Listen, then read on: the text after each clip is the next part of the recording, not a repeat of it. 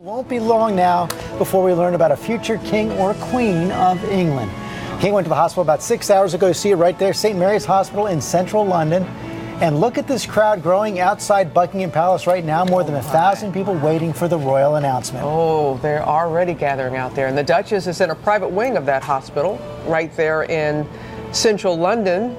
She arrived there shortly before 6 a.m. London time through a side door. And this morning, the Queen is at Windsor Castle, and there's Prince Charles. He's in York this morning.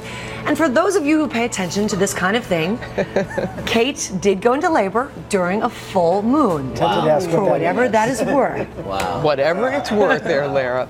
ABC's Amy Robach is outside St. Mary's Hospital right now and has the very latest. Good morning, Amy.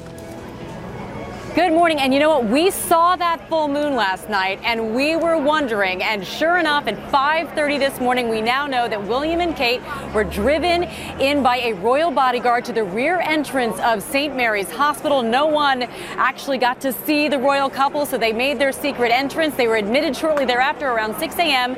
local time. 7:30 a.m., we got the official word from the palace that yes, Kate was indeed in the early stages of labor, and after weeks of waiting here outside the hospital, it is fair to say that the Lindo wing is no longer in limbo.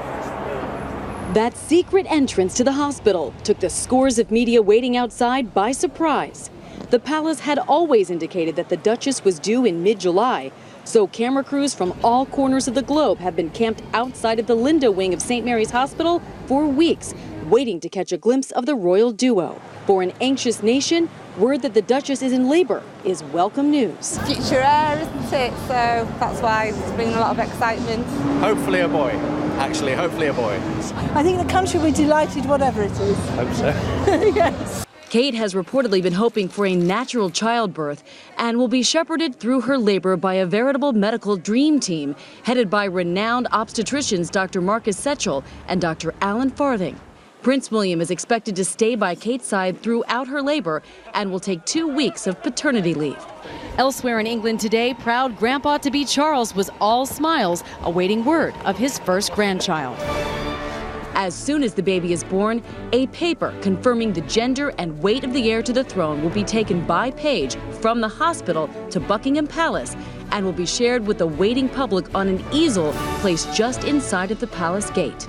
How long Kate and the baby remain in the hospital is up to the royal couple and their medical team. In the case of Princess Diana, she stayed in the hospital just one night before stepping down the same steps of St. Mary's that Kate is expected to step down with the future monarch in tow. And George, for so long, I've seen these tired, long faces. There are nothing but smiles as far as the eye can see. Despite this 90-degree heat, everybody is full of excitement for this baby.